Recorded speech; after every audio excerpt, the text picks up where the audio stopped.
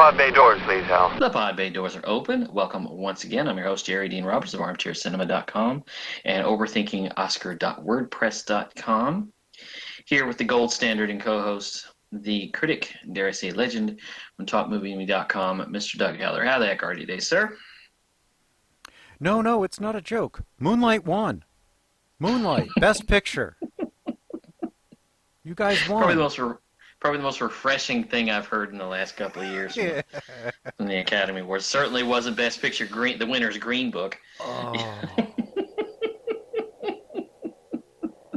We've had discussions about Green Book.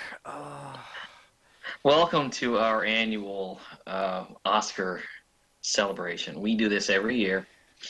Buckle in, folks. Buckle up. It's a long one. Well, this has been a very strange year. For one thing, coming to the end of 2020 and then realizing that the Oscars are not until April. Oh my gosh, this has been the worst. This has just been such a long wait. I'm used to being done a month ago by now. Yeah, we would have already had the Oscars a month ago. Yeah. All of the award shows, everything would be over by now. Yeah. And I swear, I think they have a Grammys every 3 months because it feels like just the Grammys are on every few months, and the it Emmys feels like they end and then they start again. Yeah. Yeah, and it feels like the Emmys are on every 6 months. It's like, wait a minute, didn't this just happen? The Oscars just, to me, now you have to understand, this is 30 years I've been doing this. I started watching the Oscars and writing about it in 1991. So to arrive at the 30th anniversary here, and this year that has been so bizarre, especially in terms of movies. Because we were asking ourselves 6 months ago, what in the world are they going to, are they going to have movies a year ago we're asking, are they going to have movies to pick? Yeah, we didn't know. I was convinced they would find some kind of way to get the movies out that they wanted to have out.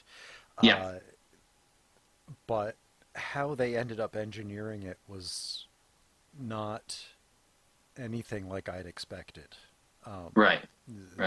Streaming instead of the theater.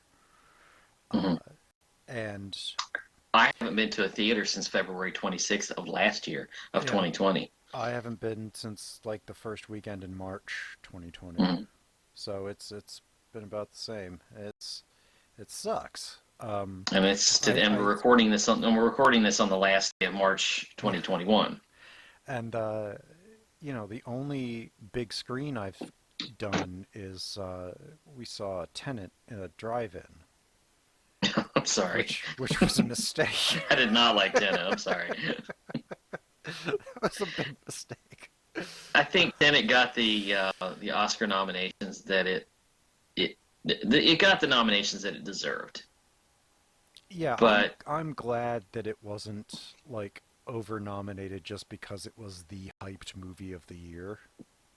Yeah, let me tell you something. When I have to sit and look at a movie, and I have to back up and watch scenes several times, and I have to have my phone in my hand with a YouTube video that is playing a video of a guy explaining the movie to me, and when I get to the end of it, it still doesn't make any sense. Christopher Nolan has not done his job. If I have to do that much work, just... Tenet, in Tenet, he out-Nolaned himself. He out-Christopher Nolaned himself, just like in Night of Cups, Terrence Malicked himself. Yeah. He kind of lapped himself at this point. Yeah. Because he's... And I hope that things like Dunkirk and Interstellar, stuff like that, he kind of holds on to those because if he starts getting into the I've got to make this more difficult puzzle than Inception and The Mhm. Prestige, and like he keeps having to one up himself, like M Night Shyamalan, Mhm. then his career is going to go the same way. Right. If he feels like he has to one up the complication factor every time he makes a movie, by the time he's directing his fourth or fifth movie from now, he won't even know what the hell it's about, Right. and he'll be the Right. sole writer on it and creator. You know, he won't even know. So I When there hope. are when there are at least 50 videos online explaining the plot and it still doesn't make sense, you know there's a problem, Yeah, you know. I think he had a solid idea, Mhm. and he wrote the screenplay, and it still only amounted to a clever idea. It never really evolved into a concept or uh, a fully realized story. It was just a concept. It never evolved into something that was accessible to the audience. You're right. That was my problem with it. But 2020 was just we missed a lot of stuff.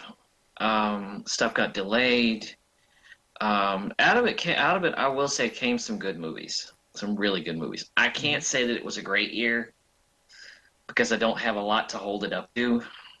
But I will say that there are what distresses me is there are about three, maybe four movies on this year's list of Best Picture nominees that I would keep. It's about half and half for me. Um, I mean, I'm looking at the list yeah. right now, and yeah, there's four here that I would keep, but Well, we're going to talk about all of them. let's get Um, going. let's start right at the top. We're doing these alphabetically. Let's talk about The Father. This is the last one that I saw, I saw and this in like December or January. yeah, I was about to Um, say you saw this during screener season. yeah, and whew, this is a trip and a half, man. What'd you think of it? I really liked it. It's it's hard to get a handle on it until you realize this is not a spoiler-free podcast, by the by. No, it is not. This is not spoiler free. So Before I start walking into spoiler territory, um, once you figure out that this is about um, his worsening dementia, mhm. the things start to make a little bit more sense, so Yeah, called. yeah. When it first starts, it feels like he's being taken advantage of somehow. Well, I knew going in that something was he was feeling the effects of. I thought it was Alzheimer's. Um, Yeah, Alzheimer's, dementia. I thought it was. I thought this was basically going to be Still Alice. Or talk to Um, her, or what was the was it Talk to Me? yeah, yeah, yeah, No, yeah. was it Talk to Me? Yeah. Well, Something like that, yeah. I knew that, and I knew it had Anthony Hopkins in it, and Hmm. that was about all that I knew. I knew it had Anthony Hopkins and Olivia Colman, and that's all I knew. What is interesting is now I saw this last night. This bowled me over because what this director Florian Zellerman, who wrote the play. Hmm. He's a French playwright. He wrote the play, and what is fascinating is that this takes place from the point of view of the character. Anthony Hopkins plays a retired engineer Hmm. who is not suffering the early stages of dementia. No. He has dementia. Oh yes, he is. He is suffering the middle end stages. Right. This is when it's starting to get scary Hmm. because what this director does, and this is so fascinating, we are standing essentially in his shoes. Hmm. Um, and we are seeing things from his point of view. And there are things that happen that are as shocking to him as to us as they are to him. Right, like when he walks in and there are different people claiming to be the same people he just saw. And there's a man sitting in the chair, and he has no idea who this man Yeah, is. right, right. And because the first time you hear it, uh, Olivia Colman was going to move to Paris Mhm. to marry a guy, and then all Right. of a sudden he walks into the next room, and there's a guy who says he's been her husband for 10 years, Yeah. and he's like, uh I thought she was leaving for Paris to go live with you. And he's like, I don't know what you're talking about. Where I realized what this movie was when he was sitting there and he tells him that that Olivia Colman, who plays his daughter, has gone out shopping. And when she comes back in the door, she is played by Olivia Williams. Hmm. It's a different actress, Right, and he doesn't recognize her right. And then because she looks different. it changes again, and the husband is a different actor that Rufus is, Sewell. yeah, who is married to Olivia Colman. Right. And, but there's still that time jump of, oh, she's going to move to Paris. Hmm. And then she's like, I'm not moving to Paris. What are you talking about? So I no idea when all that happened. This whole thing about Lucy, Yeah, um, this daughter that he keeps talking about that died years yeah, ago. yeah. And now you have to understand where I'm coming from with this. I lost my grandmother in April of 2019. My grandmother had dementia for 8 years. Hmm.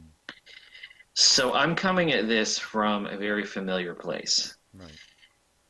where my grandmother would sit there and she would say to my mother, um, where's Harold working now? Harold's my uncle. And my mom would say, he died of a stroke 8 years ago. Oh, well, I didn't know that. Well, you were at the funeral. Oh, well, I didn't know that. And just asking questions like that just, Hmm. they get mixed up. Hmm. I'm, you better know, I'm 78 years old. You're 86. No. Hmm. And things like that, just those Yeah, little things. yeah. That thing he goes through with the watch. Yes. He keeps losing his watch, but it's in the same place, Right. you know. And at one point when he comes in and that man is sitting there, or the son-in-law is sitting there, and he says, "Let me see your watch," because he thinks it's being stolen from him. Right. And he is just 100% convinced that this guy took his watch, and he was Right. about to get nasty. Yeah. Started to, and Yeah. then she walks in with it. She's like, "Well, it was in your bathroom." Hmm. It's where Oh, you keep it all the time. like, oh, What I'm fascinated by is Anthony Hopkins' performance. I think he's going to win a second Oscar for this. really? Um, I, You if I you had to look at the list, you think he's going to beat out Chadwick Boseman? possibly, possibly. Um, Hmm. depends on which way the sympathy tips.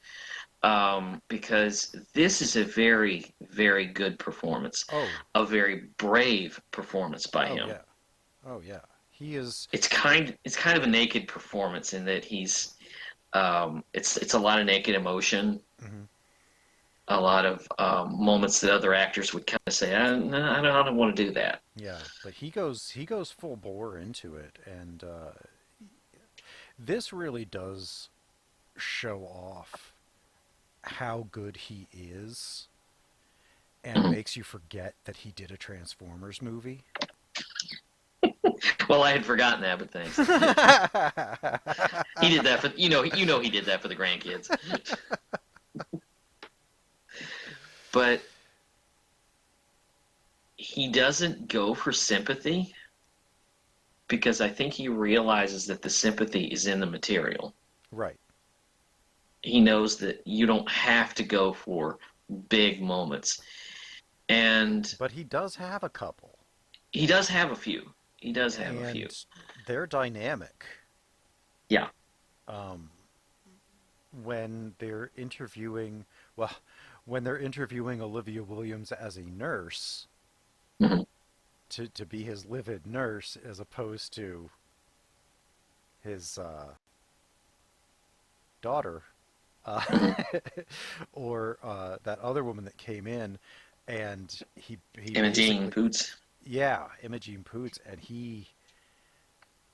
the drilling down he gives, Mhm. just the politely sadistic, Mhm. just bearing down on her that he does is Mhm. that's that's as menacing as Hannibal Lecter. And as with all the power that he still has, trying so hard to hold on to whatever bit of independence Hmm. is still available to him. I don't need to go anywhere else. I don't need help. I'm fine. Hmm. And that denial, and he doesn't even realize that he's given up his flat. Right, right. He at one point he's like, "Well, I own this. We're just living in my flat." And they're It's like, theirs. "No, you moved in with us quite some time ago, like years, hadn't it been?" Yes. Yes. Um, but then when you finally find out that he's not in anybody's apartment, he's in a Mhm. nursing home. Yeah. Um, Oh, when he steps out in the hallway. yeah, during He the steps out of the fire flat and into alarm the or whatever. hallway. Yeah, Yeah. and That's that. the whole end of this, once things start to be less confusing, Mhm. is when they actually become more tragic. Yeah. Uh, Yeah. when When the he, smoke clears and all of the mystery of this goes away, hmm, and you realize, and he sort of realizes what's going on. yeah, Yeah. when he finally comes out of that bout of whatever memory, um, Mhm. when well, yeah, he starts to calm down and realize, remember where he lives and that he's there all the time. Uh, his whole form just kind of crumbles It does. because It he does. is the whole movie. He is a lion. He is standing tall. He is bellowing out. He is holding his own. He's fierce. And as soon as he realizes that he's in a nursing home and he has to be cared for 24/7, all of that evaporates. Withers. Yeah, it just Yeah. withers down and he just collapses onto the bed, and that was it. That was heartbreaking, and I don't know Because you too can, many other actors who could have done that or would have, or would have. you can feel the strong, powerful man that he was. Mm-hmm. Probably in control of everything, Right. in control of every aspect of his life. And then it's very slowly, very, very slowly picking away. Mm-hmm. I have a feeling that the person that this director His first-time director, by the way. Hmm. Does a very good job. Yeah. It's a very, very good job with Yeah. this. Um, has been through this. I don't know this, but only a person, It feels lived. on, only a person who's been through this could understand it. Yeah. Speaking of tragedy, our next film. I have not asked you about this because you just saw this. Yeah, I just finished this morning. The next film is Judas and the Black Messiah, which I keep calling Judah. I don't know why. Yeah, I don't either. Um, it's not Ben-Hur, Jerry. It's Because when I looked it up, I don't know why, I kept looking it up as Judah, and I don't know where I kept getting that. I Anyway, don't, you don't just saw either. this. I just saw it. I really, I'm a little torn on it because Daniel Kaluuya and Lakeith Stanfield give phenomenal performances. Daniel Kaluuya is this movie. Yeah. And despite the fact that neither of them got nominated for Best Lead Actor and both of them were nominated for Supporting That's Actor for no confusing. That reason, is so confusing. So who's in the lead? apparently Jesse Plemons. I don't know. I guess, but Unless he's they not. decided He's that co-leads are supporting each other. I don't know. well. Because Maybe didn't they they? just thought that it was easier to get them nominated in that category. Because Best Actor, this was a good year for actors It was. in leading roles. It was. So I'll say that at least he got nominated. But it's a very strange. They're both nominated for supporting actor. I think one of them's gonna get it. If this movie wins anything, it'll be for acting. I don't think it'll win anything. I don't. Yeah, it's unlikely, but if it does win anything, it'll be for one of the two actors. Um, It's they give great performances, and the story needs to be out there, but it was done so conventionally. this is the story of the murder of Fred Hampton, Right. the leader of the Black By Panthers, the who Chicago police by the Chicago and the FBI, and the FBI. a conspiracy put together by the Chicago cops and the FBI to murder Fred Hampton, which they did. Yes. And when you see him in this movie, and you've seen Daniel Kaluuya in other things, chiefly in Get Out, he removes the actor that you know, Oh and yeah. he becomes. This is a full performance. He is really, really immersive as an actor. Yeah, Um, especially here. Here, uh, Black Panther, Get Out. This is an English man. Yeah, Like he's not American. And I've seldom heard him speak in his natural accent. hmm Um, and when I have, it's weird. It's like listening to Kate Winslet talk hmm with her Australian accent. It's like, wait a minute, what? You mean Kate Blanchett? No, I mean no. No, Winslet is no Winslet is the English She Rose. is English. Yeah, never No, mind. Blanchett is Australian. Yeah. Yeah, yeah. You don't. Did you catch the Get Out connection? There's Daniel Kaluuya, Lakeith Stanfield, Hmm. and also Rail is in this. Yes, yes, he is. Yes, he Yes. is. Um, this is. There's a good movie in here. Yeah, there. It's just buried under such a conventional story Yeah, that they catch this car thief and they make a deal with him to be the Lakeith Stanfield character, and they make a deal with him that they won't send him to prison if he will be their mole on the inside Right. to help It's them break down the Black Panthers. it's the opposite Black Klansman. Yeah, It's actually the exact opposite. right. And in some ways, it's almost the same. It's told in almost the same way, except not as imaginatively. Uh, Right. the the the biggest problem I think I had was the love story. The primary love story was very underdeveloped, but Yeah. we're supposed to be deeply invested in it. But Yeah. I had a real problem there, and just because, I mean, it started reminding me too much of Malcolm X and Black Klansman and several of the other kinds of um, Black revolutionary movies that have been made, and it just felt standard, and It did. I was disappointed by that, um, but ultimately it was good. Mhm.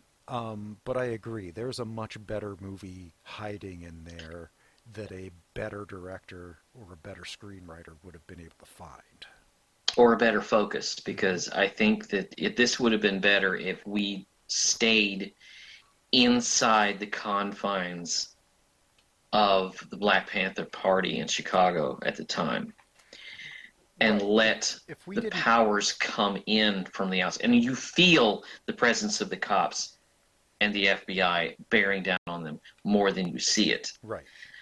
And we get the Lakeith Stanfield character revealed as a rat um, gradually, rather than at the beginning of the movie they tell you that this is going to happen. This is what drives me nuts about the movie. They tell you exactly what they're going to do, and then they do it.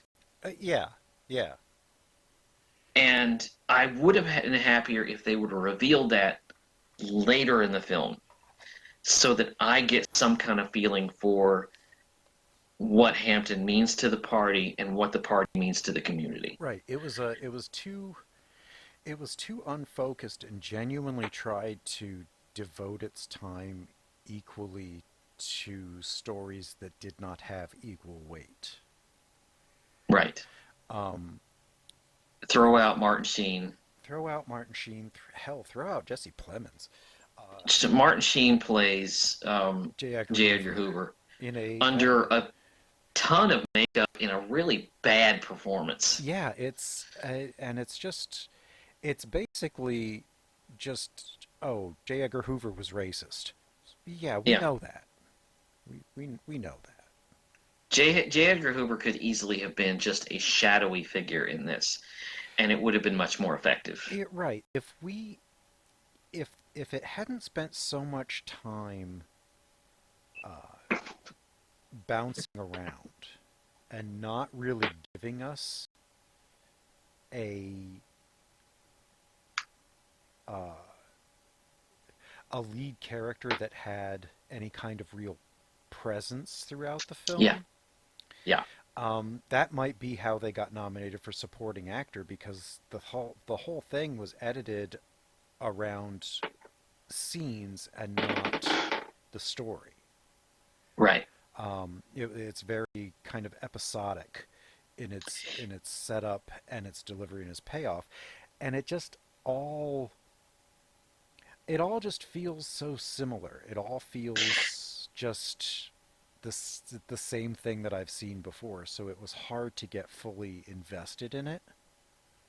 Did it feel to you like they had about three different stories and At they just least, at least tried to three, compile them together? at least three, if It not didn't, four stories. and they don't connect right. No, they They don't don't. fit. They don't. When you're with Hampton, You want to stay with you're in Hampton. it. When you're with Jesse Plemons, when I'm with Jesse Hammond's Plemons, I couldn't care less Yeah, because I I know that didn't. story. Yeah, and that's where uh, it remains your standard kind of undercover ops Right. story. And that's all this was written as, Mhm. instead of it being a profile of Hampton or a profile of O'Neill, the Lakeith Stanfield character. And if it had had an actual focus instead of the focus being we're going to push this plot, if they Mhm. would have actually let a story and characters develop instead of forcing A to B to C to E, Mhm. uh, it would have it would have felt better. It would have felt more organic. You would have gotten a better sense of at least Yeah. one of the people, but instead all of them are kind of caricatures. But Lakeith Stanfield and Daniel Kaluuya make the best of what they're given, and they give great performances. I would have been happier, like I say, I would have been happier with a movie about what Fred Hampton meant to the party Right. and how his presence rattled the cages. Hmm. And I'm going to say I would not have nominated Lakeith Stanfield because I believe that his character is established at the very beginning, Yeah. and then it's the Judas story. It runs through. He ends up committing suicide, and I would have personally nominated him for Knives Out because I really enjoyed his character. yeah, yeah. Him and Daniel Craig were just. Well, there's also this. You and I are just coming off of the Last Temptation of Christ, Yeah, that's true which too. is in some ways comparable to this because it's telling the story of the Messiah and Judas. And that story Yeah. was so revolutionary in its way of portraying Judas that you look at this, and this is the more standard idea of Judas. Yeah. Yeah. This is the Jesus Christ Superstar Judas. This is the Right. the greatest This is the story. one that hung himself. Yeah, greatest story ever told, Judas. This Right. is just you know It's very standard. right. He slinks off, gets money, kisses Jesus, and then hangs Hmm. himself. That's his function. Well, sad to say it's not going to get any better from here because our next film, I don't understand it. I don't get it. Why in the world was Mank so honored? Oh my God! Right? I don't Ten, get it. 10 nominations. It was a barely passable movie. The only nomination that I don't actually have much of a quibble with is Amanda Mhm. Seyfried. Yeah, yeah, I was going to say that. Yeah, Because because I was thinking she's going to win at some point. I mean, yeah, she could possibly win yeah, this. because she, as Marion Davies, um, I really liked her there. Um, I've never seen her so comfortable in a yeah, role and so yeah, natural in a role. yeah. And she, in black and white, let me tell you, in Oh black and man, white, she is glorious. She yeah, looks amazing. yeah. She does. I do love her entrance in this film where Mm-hmm. she's on a bonfire. Yeah, That's perfect. yeah, yeah. Because if you know Marion Davies, the story basically is Herman J. Mankiewicz, who cinema lore has been all over this about who actually really wrote Citizen Kane Yes. and Uh, how much of Mankiewicz, how much of Orson Welles really came into this. And Orson Welles is barely in this movie. he's barely. And see, okay, that's where I started to take issue.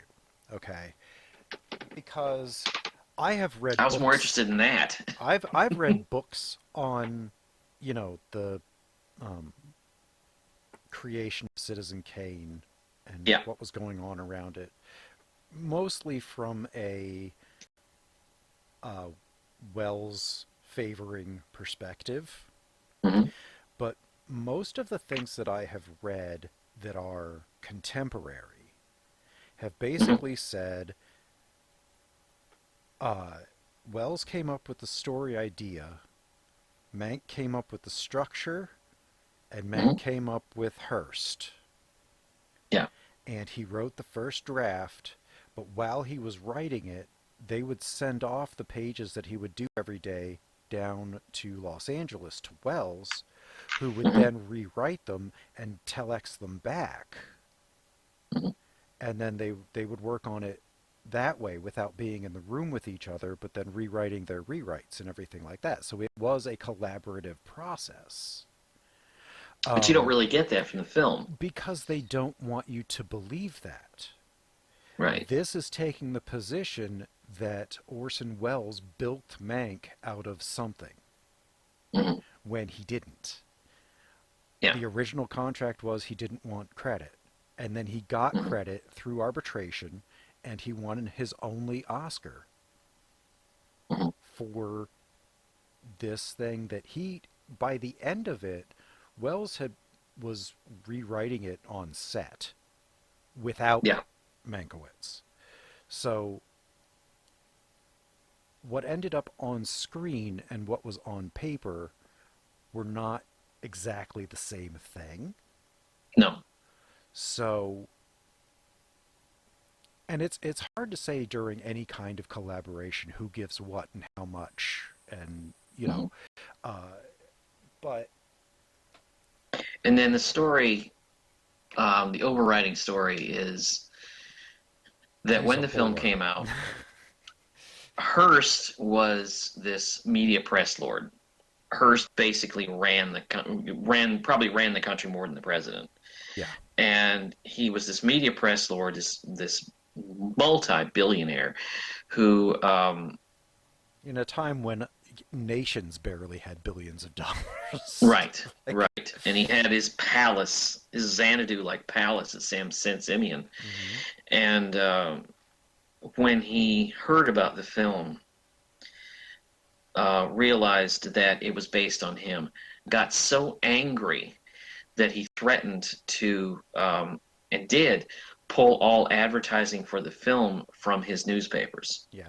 and made sure that it was barely screened. Not only that, he attempted desperately uh, to buy the negative, to buy Yes, and have all it the burned. prints and have it destroyed. Mm. Um, History would have the last word. thankfully, RKO, the head of RKO, which was the only person at RKO that actually wanted Wells there, uh, Mm. really, really went to bat for him, Yeah, and eventually got it released, yeah. which it will turn 80 years old Hmm. in December, I think. This year, Maybe 80 September, years old. sometime this year. Um, The problem with the movie for me is it's a mess. it is. There's no real narrative through line. I felt like it was all over the place, which is unusual for a film by David Fincher. Right. You know, he's one of my favorite directors, but Yeah, this mine too. just, And the first half hour was almost unwatchable. yeah. It had no hook. It did not want me there at all, and Mm. the feeling was mutual for a Yeah. long time, and you know, I also think it's really funny that the movie about screenwriting is not nominated for a screenwriting Oscar. Yeah. It was written by David Fincher's deceased father, um, Maybe that had something in to do with the in like structuring. 2003 or 4, Yeah. and if I read all this right, this would have been his first produced screenplay, but he had written on others as like a Hmm. ghostwriter. But he was not a screenwriter, No. and this felt more like David Fincher trying to honor his father than tell this It did. story. Yeah. It didn't really feel like he had any connection to this story outside of the fact that the screenplay was written by his father, and that's all of the passion you get from him in this. Mm. Uh, he does not have any of his normal flair. I swear you could cut Mank together with the Netflix movie Curtiz about Michael Hmm. Curtiz. Yeah, You could cut them together and they would tell a flowing story yeah. without, and they looked the same too. Like they had the same feel, they had the same look, they even had similar camera moves. And Curtiz was not Mhm. directed by David Fincher. No. So, and it wasn't a bad movie, but it wasn't that good either. And it had a decided point of view that it was running with the whole way, just like this Yeah. does. And I think that's what ticked me off the most about it is that it took this stance without actually providing any real ability to judge whether that's the correct stance to take or not. I never knew outside of the fact that his father was involved. I never understood why he wanted to make this anyway, It doesn't make any because sense. there doesn't seem to be a purpose in this film. No. If you know the story of how Citizen Kane came about, this movie will frustrate you. Oh, it will. If Oh, you it don't know the story, will. if you don't know the story of how Citizen Kane came about, This movie this will movie will frustrate frustrate you. you. Um, it, it's just, there are a handful of good scenes. Yeah. The stuff with Amanda Seyfried is all very Mhm. good. Um, Yes. I particularly enjoyed the dinner party when he just had a drunken meltdown. Um, That's probably the only scene where I actually connected with the movie. yeah, that's it. That was for me too. It's like, oh, I'll pay attention to this part. Okay, yeah, good. But I'm sitting there also thinking, okay, Hearst got angry with the film when he heard about it. This is just kind of jabbing him in the ribs. Well, this is what they're trying to do, and Mankiewicz did have a very strong connection to Hearst. Hmm. Um, those dinner Who parties also and is things. barely in this movie. Yeah, well, the point here, I think, is that they're trying to explain why he went after somebody who could be considered a close friend. Yeah. Um, and the trouble is that they don't investigate that as much as they focus on the circumstances of writing the script instead of what the script is actually taking form as. Yeah. There, one scene ends up not even connecting thematically with the following scene, and so on Yes. and so Yes. forth. That's where it was a And mess. it just, you know, every scene is a jarring new uh, transition. It's Mhm. there was no There's no simple. clean line in this movie. No, not at all. And it jumps around in time indiscriminately. And Mhm. normally that doesn't bother me because normally the filmmakers are good enough to be able to delineate what you're seeing with like a Mhm. change in the look of the film or a Yeah. look in the makeup or the suits. Now this does look good. Now this does look gorgeous in The black and white. cinematography is It's beautiful. I will yeah. give it that and Amanda Seyfried. Um, Mhm. but that's all I'm giving it. Um, this And I I'll give it to Gary Oldman. Gary Oldman was good, but Gary Oldman was just Gary Oldman to me here. He Playing was, another drunken writer. yeah. I mean, at this point, this is just Gary Oldman. I don't Yeah. like at least with Winston Churchill, I couldn't even tell it was him almost. Yeah. I had to remind myself through Darkest Hour that that was Gary Oldman. If you want to hear this story, watch the battle over Citizen Kane. Yes, which is normally a bonus feature on any disc of Citizen Kane. Right. That's a documentary about Actually, the it's battle between Wells and Hearst. there's a good bet that And it's it on was HBO nominated Max too. and it was nominated for an Oscar. Yes, it was. It's a very good So documentary. So let's leave the darkness and into the light and Oh, step up in class yes. because our next film was on my 10 best list. It is Manari. Mine too. I love this movie. I love this I movie. It is love this so movie. good. It's amazing. Stephen Yuen is great.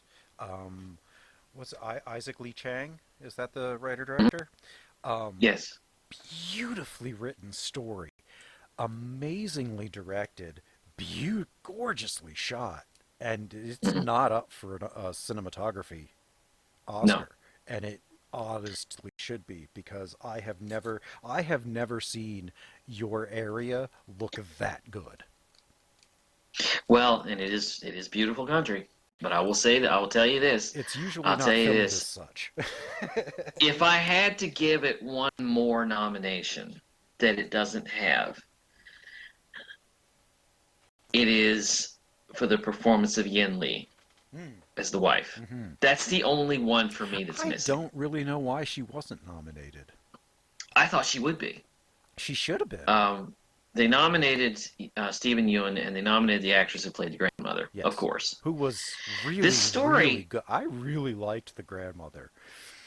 she brings, I mean, when she comes into this movie, halfway through this movie, she just, I swear, she brings it to life. She does. She brings It's a this great movie, but she brings it to another level. she brings this energy, and it's not even she brings the energy of the reckless grandma, not the Mhm. nurturing one. No, Like no. she's there, It's not the wise old grandma. she's drinking liquor and teaching the kids how to play uh, card games, gambling Mm. card game, like higher end kind of She card can't bake games. cookies. She doesn't know how to bake, she doesn't know how to cook, she doesn't clean, she doesn't really do anything that you would have expected a Korean grandmother to come in and do. And I Mhm. love that that expectation was subverted so cleanly and so brilliantly. And Well, this story, I'm sorry. I was just going to say the I clash want to, between her and the little boy yeah. was beautiful. I loved it. The story we really should get to, which is this Korean family. Uh, this is the mid 1980s. This is the Reagan years. Uh, Yeah. moves to Central Arkansas, and he I thought it has was Alabama. no Central Arkansas. Okay. He has a dream of starting a farm Right. to raise Korean vegetables. Hmm.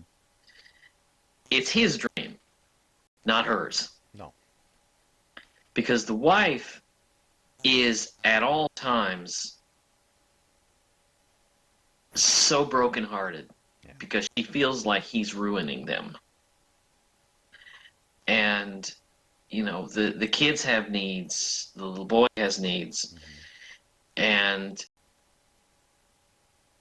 he has come to America with for the American dream Yeah.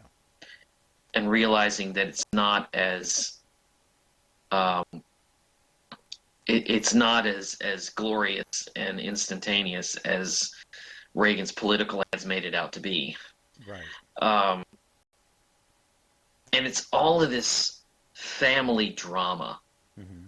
of what's going on in their lives and who they are, and they're all individuals. That's what I love about it. Yeah. Is they're not like a collective of just characters. They have a son and daughter. They're individuals. The husband Yes. and wife, they're individuals. Hmm. And then the grandma comes in, and she Boy, just adds another howdy, is level. she an individual. Yeah. And I really liked was it Will Patton, Will Patton, yes. the assistant on the farm helping him. Field hand, yeah. Yeah, the field hand who instead of going to church drags across for miles and miles every hmm Sunday. Um, he's very penitent man. You say that as if it was a surprise. I'm not. I wasn't surprised when I saw him doing that. I'm like, okay, well, they're in Arkansas, so you know. I was actually surprised that there He's weren't more.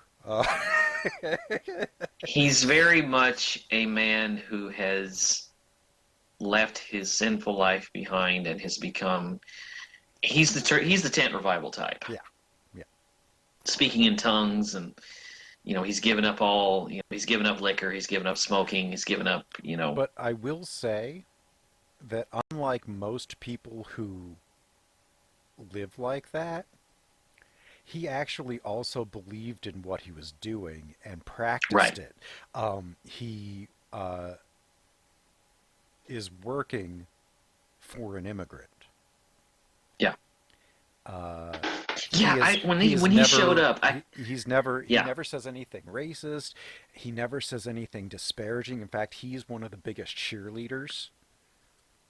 yeah, And because when he shows up, I'm waiting for that to start. yeah, I'm thinking, okay, here we go. yeah, but he never says anything untoward to Jacob. And I Hmm. loved when they had dinner Yeah. and they cooked a Korean dinner Hmm. and he's there eating and he's loving it and she starts to move it and he goes, "Well, don't move that kimchi too far away. I'm loving that." Like I was like, and she's like, oh, Yeah, okay." Um, I loved that he was he's open-minded. right. As someone who lives according to that book should be. Hmm. Right. Um, he is not a closed-minded, zealotous. If you don't believe in what I believe in, you're wrong, and I have to kill you. Um, Right. he believes in what he believes in, and he understands that other people believe in what they believe in, and as long as they leave him alone to do what he's doing, he leaves them alone to do what they're doing. And they left the racism to a very bare minimum. They did. Um, I was very surprised and very relieved by that because it would be easy to, I mean, the first day in town, they stop in a gas station and hey, the Klan, you know, Right. that would have been the easy way to deal with this. This director is not interested in that. He's interested in these people as characters, and this conflict, particularly this conflict going on between the husband and the wife, Yeah. which is just she is you're ruining us. Yeah. She hates the But house they he live in because really doesn't think that that's what's happening. Well, it's a right, it's a it's a it's a mobile home. It's a right, trailer. yeah, it's a trailer. It's not very big. It's not very nice. Hmm. It's and to boot, uh, there was some racist stuff about cutting off his water supply and stuff like that. Yeah. Um, and when he hooked it up to their own domestic water, ran their bill Hmm. up and had their water shut off, that's when I kind of started to move towards the wife's perspective. Hmm. Like, um, I was like, yeah, maybe he's going a little far here. It's like he's come to do this. He's come to America to do this. He has a basic idea of what he wants to do, but he doesn't have really a plan, a backup plan. There are things that he's not experienced at this, Right. and you can tell. Mm-hmm. And he has passion to spare Mm-hmm. to do this, but um, it's that American dream of being able to have your own business, being able to run your own Mm-hmm. business, and but he realizes there are these potholes along the way. There are things that he's got to deal with, Right. and I want to say this: very, very rarely do I ever see characters in a movie that I actually believe are related to one another. Right. They felt like a I real believed family. I believe these two people were married. Oh yeah. When I saw the little boy, and he's such a strange, erratic personality, and then you meet the grandmother, Yeah. and you're thinking, okay, that's where he gets it from, Whom they have never met before. right? Um, Right. and it's her mother, right?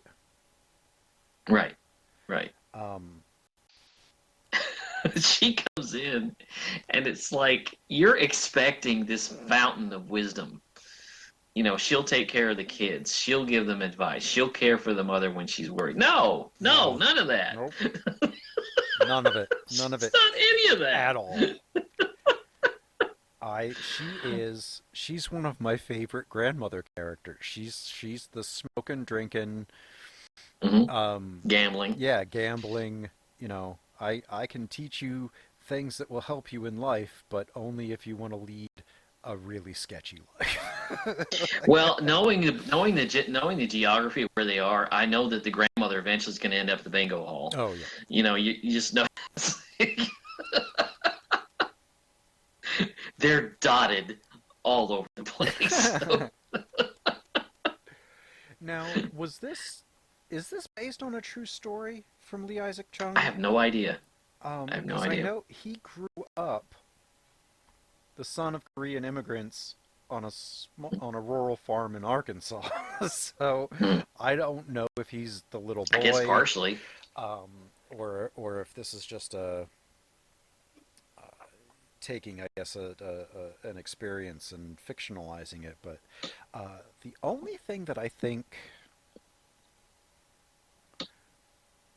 I don't even want to say disappointed me, the fact that there was the crop fire felt very Hmm. typical, and it felt It felt manufactured. right. Yeah, that's the only part in this that I was like, I thought we were not going to do conventions, and here we are with Right. the biggest convention of a new farmer family that you could Yeah. possibly have.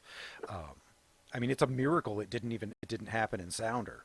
Uh, Hmm. you know, Yeah. like I was stunned that it didn't happen in Sounder. I'm Um, only happy that it wasn't set on purpose. yes, it was an That accident. wasn't a racial Yeah, thing. right, That right, was, right, I was thinking, okay, well, at least it was an accident. right, You know, and the screenplay didn't manufacture it to be racism. right. Um, Oh, I guess that's where I and was then with it. I mean, with the grandmother having the stroke and Mm, trying to be of service yeah, trying to help. because she finally had like a sense of family kind of grow into Hmm. her while they were there. Yeah, The evolution of her relationship with this family is phenomenal. especially the little boy. Yeah, how Yeah. he just hates her with like an Hmm. extraordinary passion, but winds up um, she winds up basically being his favorite person. Hmm.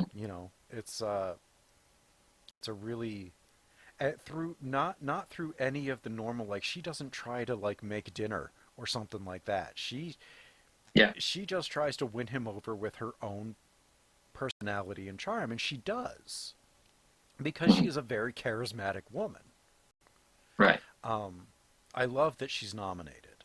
I want her Yeah, to win. I do too. I don't think she will, but I want She her to. won't. Um, well, it's supporting actress, so Yeah, supporting and actress they've is the never heard of her. right. Supporting actress is the only one that I always feel is a crapshoot. It's like yeah, it's the roulette. It's the roulette wheel. It's the one that Right. you don't quite know. It's the biggest. It's the Kate Hudson's gonna Uh, win. Kate Hudson's gonna win. Marcia Gay Harden won. yeah, Winona Ryder's gonna win. Winona Ryder's gonna win. Anna Paquin won. Right. Yeah. Yeah. Exactly. Yeah. Yeah. Yeah. Yeah. So, Well, uh, let's move from one American Dream to another because our next film, and we're at the halfway point now. Our next film is Nomad Land, this. and I have said this when people ask me about this film. I have said this from the very beginning. This really is a movie for critics. It's not a movie for the general audience. I I I admire the Academy for actually nominating it for picture, nominating Mhm. Chloe Zhao for director, original screenplay, or adapted Chinese screenplay. actor, Chinese director. Chinese Wow. yeah, and did she get her nomination for editing? Because she also edited the thing. She was getting picking up a whole lot of editing prizes as well. Um, I really liked this movie I did too. insofar as you can like something that is ultimately fairly bleak. It's like enjoying Ingmar Bergman. Again, I say it's a movie for critics. It's a movie for movie lovers. It's not a movie for ordinary people. It's not a movie for, It's I think I'll pop this in on a Friday night because I got nothing, but I got an evening free. exactly, exactly. Um, I'll say, um, I think this is going to snag um, Frances McDormand her third Oscar. I was gonna say, do you think this is gonna be number three for I Andy I McD? I do, I do, because oh, she was nominated for editing. Okay, good. Okay. Um, she gives a performance that is so natural. Hmm. I have a hard time believing that she's acting. Yeah.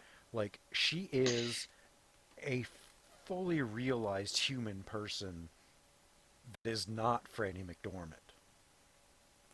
She plays a woman who decides to sell her house and live out of her van. Right, because the town that she lived in was a company town that the mine Is closed, gone. and nobody lives there anymore. So they just wiped it off the map. Um, Yeah. It's not even so on the so map she anymore. sold the house, and she lives a nomadic existence voluntarily. Mhm. Um, And finds a community of people who do this. yes, and with tips and a genuine uh, sense of community and like-mindedness and I love the interactions that they give. And the amazing thing is that the woman that is nominated for Best Supporting Actress, um, is she nominated for Best Supporting Actress? I don't think She is so. not. She had been nominated for a bunch of things. Um, one of the one of the women that she was friends with, who Yeah, is I know who a you're talking about. who is a real nomad. Like they Yeah. encountered her and put her in the movie, but she's basically playing herself. I think it's Linda May. Yeah. She was not nominated. She was not. She should have been. Chloe Zhao, by the way, is nominated three times this year Mm-hmm. Four. for the producer as producer of this film, director of this film. Did she get a writing nomination? Yeah. And writing and then editing. Mm-hmm. And Frances McDormand is nominated for producing it as well. Mm-hmm. This is a lot like Minari Yeah. in that you have a movie. It's one of those "Is This America" Yeah. kind of Yeah. films. Yeah. What has America done to the little guy? I And what I love it's about very this, it heartbreaking. is. It's it's very bleak, Mm-hmm. as you say. Um, it's not. The movie doesn't really have a plot. No, no, and I You're just kind of following her. this is a very um, American independent movie. Oh yeah, Um, this is the kind of movie that would have been made in the mid '70s. right, or the early '90s. Yeah, Um, yeah. I had made a note. I don't remember if I made it to you or one of my other friends, but the You know you are in a severely low budgeted independent movie when you follow the characters into the bathroom. And you know that you are in a severely independent movie when the dramatic tension is a broken plate. Yeah. Yeah. Like Yeah. there's enough of this to to be hopeful for Yeah. and with, but it's just like such a sad premise Hmm. that it's kind of hard to it's hard to put yourself in it because we were in the Great Recession, which is when Yeah. this is set in 2008, 9, 10, somewhere in there. It's 2008. Yeah, during the recession. Her husband's dead. Um, No children. the town, like the town again, is dried up and blown away, blown off the map essentially. Yeah.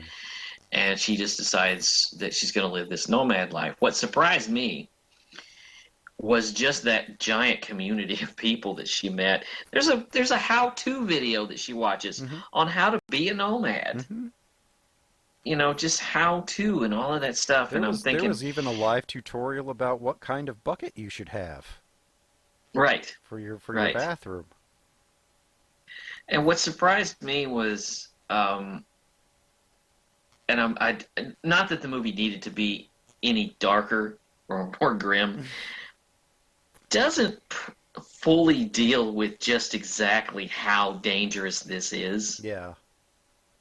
Not that it needed any more piled on top of it, but this is a dangerous way to live. Yeah. And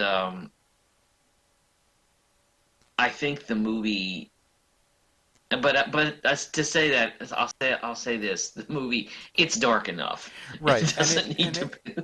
Had it gone in that direction, it may have ended up appearing as disparaging the lifestyle, which is exactly what Yeah, it does not want to do, right. and exactly what it Doesn't does not particularly do. want to encourage it either, No, no, that's the funny because it thing. sees it more as an inevitability It's for these showing people. you it's showing you what they do to live, and they're doing this by choice. Mhm. She doesn't have to do that. She has enough money to have a house. Yeah. She is not poor. Mhm. Yeah. She's tricked out that van. She spent several $1,000s on the van. You know, she works Mhm. regularly, but she doesn't have utility bills to pay, so she's got money. Right. But I liked that. Um, I like that when she encountered somebody in the store, Mhm. and she makes the distinction to the daughter, I don't have a house. I'm not Mhm. homeless. Right. Like, I'm not a bum. I just don't Mhm. live in a house. I'm Yeah, houseless. I'm houseless, not homeless. And that is a really significant distinction Mhm. because she's not out panhandling. She's not out trying to grift people. She works seasonally at an Amazon packing facility. Yeah. You know, she works seasonally in various other places. She travels around. Mhm. So I kind of I like that the movie balances its admiration for the people with its admonishment Mhm. because, like you said, it doesn't encourage it, but as I said, it doesn't discourage it either. It just Right. presents it, and I think that that's really important. I think for something like this, there's no stance taken on whether it is good or bad. It's just taken that it is, and I like Okay. that. I'm gonna say this. I believe that the only sure thing is that Franny McDee will get her third Oscar for this. I think this is just me. I think it's going to get killed by a sweep for Mank. Ugh, I Um, certainly hope not. I'm smelling the wind with this. We got a couple of weeks, but I haven't really kind of consulted other pundits about this, but uh, I'm smelling a sweep for Mank because they nominated it so much. I have a feeling that Chloe Zhao will go home empty-handed. I have that. I hope not. I I hope not. I have well, the Best Director award is troubling and problematic this year on a bunch of different levels. Largely because there were multiple uh, directors, uh, black directors, that were utterly ignored. I can't believe Da 5 Bloods got almost nothing. Delroy Lindo wasn't nominated. It wasn't up for Best Picture. I, The only thing I can figure is it goes back to the Academy's attention span because the movie did come out way last summer. yeah, and Um, they probably are like, well, we gave Spike the governor's award, and he won one, so we don't really have to pay attention to yeah, him anymore. I think it's the timing because they do have a Yeah, short attention span. Because if you look at this, if I'm looking at this list right now, everything all came of these out came out within the last 5 months. right, and Judas and the Black Messiah is only nominated on a technicality because of, I guess, they changed the dates, They did. They did. that things would be eligible, because that and the Billie Holiday uh, movie on Hulu that was nominated Hmm. for Which is very good. Best Actress. I still have to watch it. Um, both of them were put out in 2021, Mhm. and the Billie Holiday one I thought would be an Emmy contender, not an Well, but Oscar what do you contender. really have? What do you really have from the front part of 2020? You don't have a whole lot. Well, because nobody, Um, yeah, they weren't releasing anything because nobody knew what was happening. you're kind of blindsided Yeah, by it.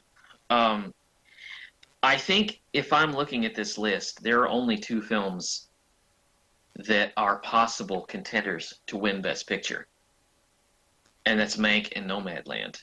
I can't look at any of the other films and say this could be the winner. The only one maybe would be I Minari. think Manari has a.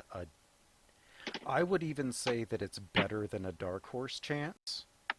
Hmm. I would say the dark horse chance for uh, Best Picture is kind of falling into the Promising Young Woman, or Judas and the Black Messiah, something like I think they're Promising Young Woman and Judas and the Black Messiah fall into the category of Chance and Hell. well, yeah, but I Promising Young Woman. Are we there yet? Yes, Okay. that's our next film. Um, this is a fascinating movie, and I don't mean that But not disparaging. Best Picture. No. Original screenplay, absolutely. Yeah. That is a hell of a Best Actress, that is a absolutely, hell of a Carey Mulligan. screenplay. Carey Mulligan is fantastic in the role. Um, I'm But not. this is just, it's a revenge thriller. It is,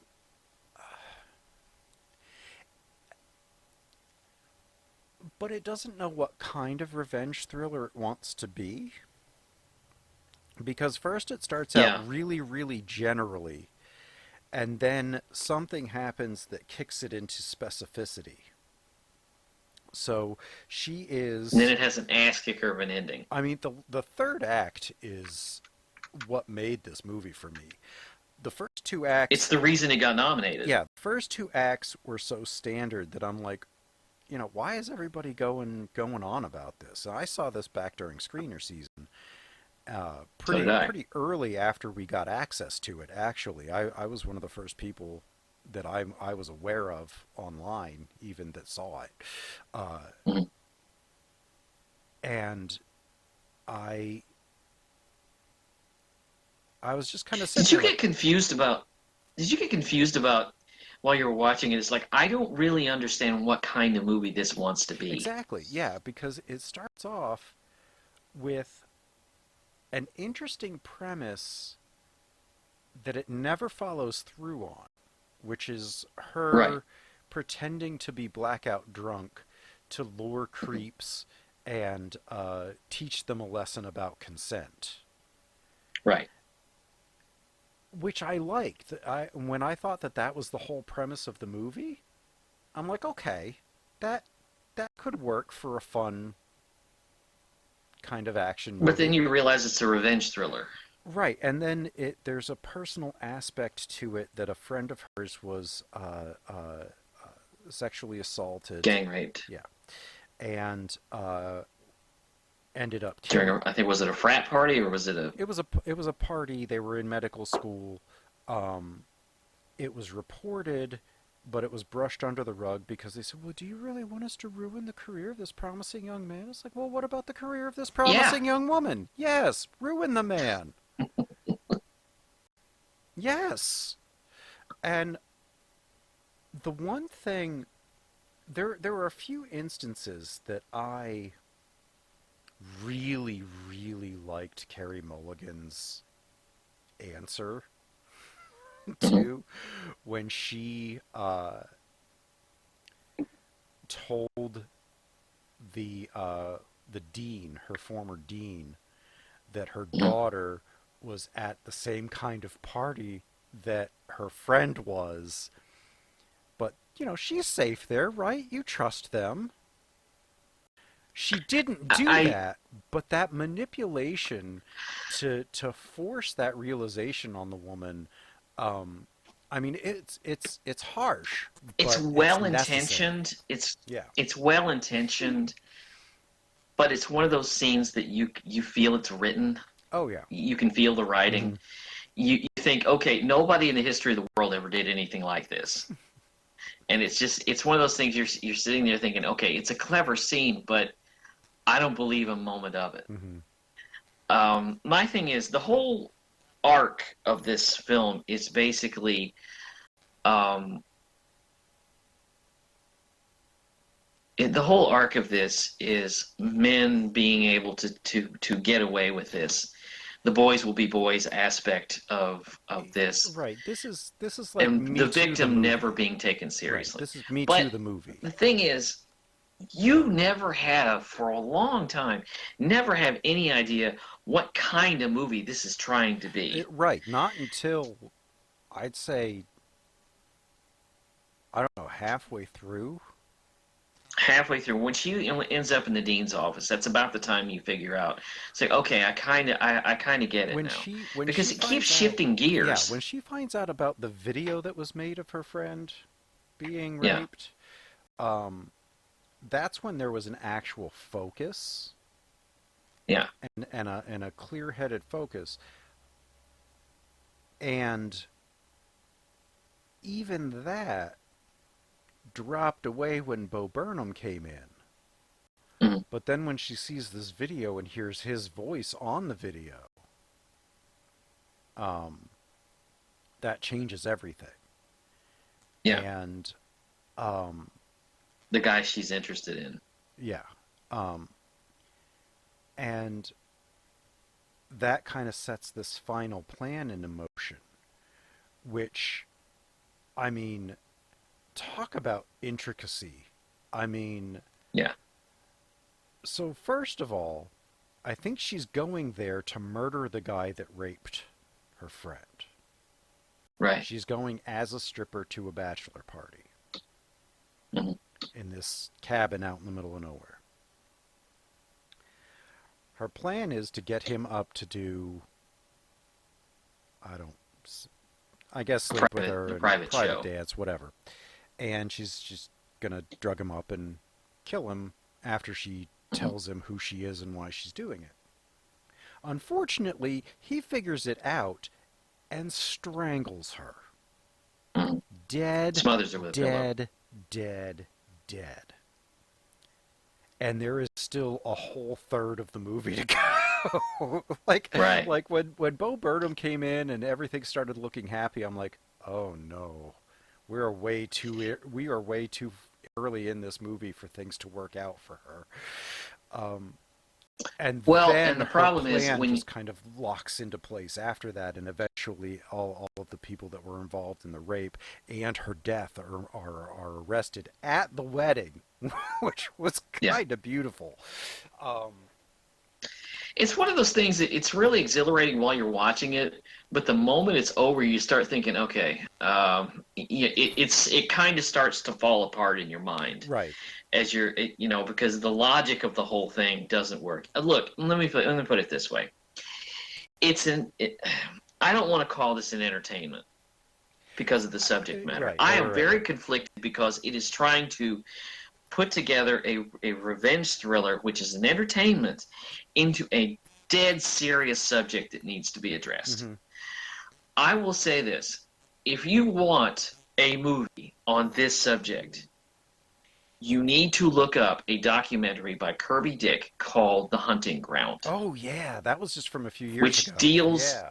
which deals with was from 2015, which deals with this exact same Isn't that the subject. one that Lady Gaga was nominated for an Oscar for the song? Didn't she write a song for that? Yeah, I think so. Yeah, yeah. He also did The Invisible War, which was Yes, about in the military. uh, Assaults in in the the military. sexual assault in the military. Yeah. Sexual assault in the military. This was dealing with sexual assault in the collegiate Hmm. community on college In campuses. the upper That's echelons. This is not yes. um, It's not community college. right. This was a prestigious Ivy League. I don't. Did they say the name of the college? I don't think they did. Um, It's been a while since I've seen it, yeah, but it's been since December for me. But I would recommend See Promising Young Woman, um, yes, do see it. but with our objections. But also, please try to find this documentary because it's called The Hunting Ground. Hmm. And I think it deals with the subject that Promising Young Woman is trying to deal Yeah, with yeah, much right. better. Plus I'm biased because I love documentaries anyway. So let's move on to our next film, which I had a little problem with. Our next film is Sound of Metal. Because when we were coming up on this show, Hmm. to do this show, I was writing a list and I suddenly realized I hadn't seen the whole thing. Oh, Because when I was doing screeners, when we were doing screeners in January, I got one and I was watching it and I stopped because I had to go to work, and I realized I never came back to it. oh, So it was like 45 minutes that I watched the film. I liked it. I liked what I saw. It's just I never thought about it. And then when we were doing this, I was like, oh crap, I need to watch this movie. So like at 1 o'clock this morning, oh, jeez. I'm sitting there trying to finish this movie because it's like, and I've still got The Father to go. Oh God. And I'm really glad I did Boy, because this is a really good is a movie really good movie. Is really good starring Riz Ahmed in a as phenomenal Reuben. performance. And if you're a Star Wars fan like us, he played Bodhi Rook Yeah, in yeah. in Rogue One. He's also won quite a number of awards for, I believe, The Night of, Hmm. which was a Hmm. HBO. Yeah, Yeah. Um, the first Pakistani actor, or um, Pakistani descended actor, right, because he's actually right, British. to be nominated for an Oscar, which is I think anything. I think any acting it's award. possible. Um, but he plays a drummer named Ruben in this in this really, I think I would almost call it experimental band. It's Um, it's an underground thrash metal two-piece. It looks very LA. It looks very LA Yeah. to me. But he's the drummer, and all of a sudden one day everything goes muffled, Hmm. and he can't hear anymore. And And it starts getting worse and worse. and he goes to the doctor, and the doctor's giving him this test, and he fails it Hmm. spectacularly. He's And the lost doctor, something like 53% of his hearing by that no, point. he has lost 80%. That's 80%, right. Yeah. and it's getting worse, Hmm. and it's deteriorating. And the doctor tells him there are colloquial implants that he can get, but it's like 50 Yeah. grand. His girlfriend, now this is what surprised me, because you can make a movie about a person going deaf and never have this level of thought. His Yeah. girlfriend is played by Olivia Cook. She reasons, now because he's a recovering heroin addict, Hmm. she reasons that with the loss of his hearing, He'll relapse. the stress on that, he will Hmm. relapse. So she gets the idea, she gets some information about a camp, that a church sponsored camp to send him to, in which he will, which they don't, in which they teach you how to live as a deaf person. Right. And this is not a person suddenly seeing the light, No. because he's still in the first. This is a movie about the process that he goes through. It's about the process of accepting um, the hand you're dealt, Hmm. and But it's ruining his career. right, but it's he's finding a new path, although he doesn't want to take it while Mhm. he's there, because he becomes a very positive influence um, in this camp, in Mhm. this school. He starts helping out. He starts teaching a little bit. But then he decides to sell everything so he can get the surgery. Right, he sells his drums and their home Yeah, essentially, he's the because they band. live in an Yeah, an RV. RV, and Which that was interesting because he makes a deal with the guy. It's like 8 months later, I want to buy it back from you. right. I want to buy it back from you in the same condition. That was very strange. That was a strange Yeah, arrangement.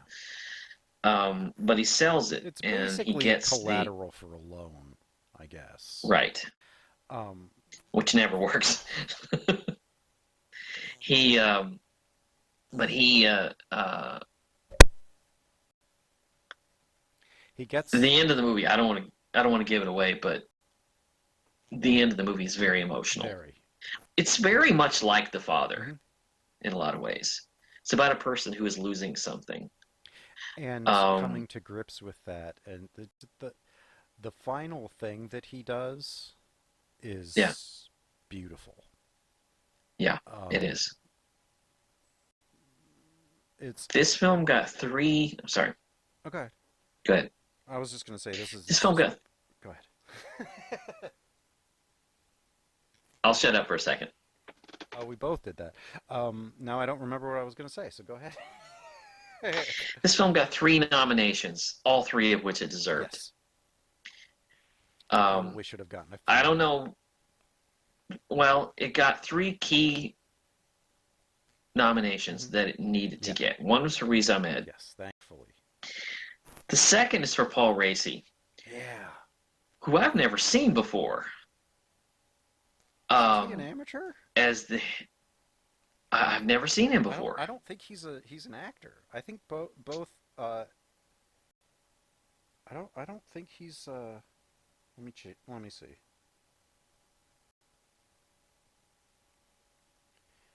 Paul Yeah, Raci as Joe. I don't know No, he is an He actor. looks like a musician. He does. Um, yeah, he was on, I guess, Goliath with Mm, um, what's his name? Billy Bob Thornton. okay. Um, he, I guess he had a role on Parks and Recreation. He looks like he's just like a, a small bit character actor. The guy you see around. Yeah, He's very good in this he movie. is amazing in this movie. As the he's never telling Ruben what he wants to hear, Right. for lack of a He's better telling term. Ruben what he needs to hear, but Right. decidedly not what he wants to hear. The third nomination was for sound. Yeah.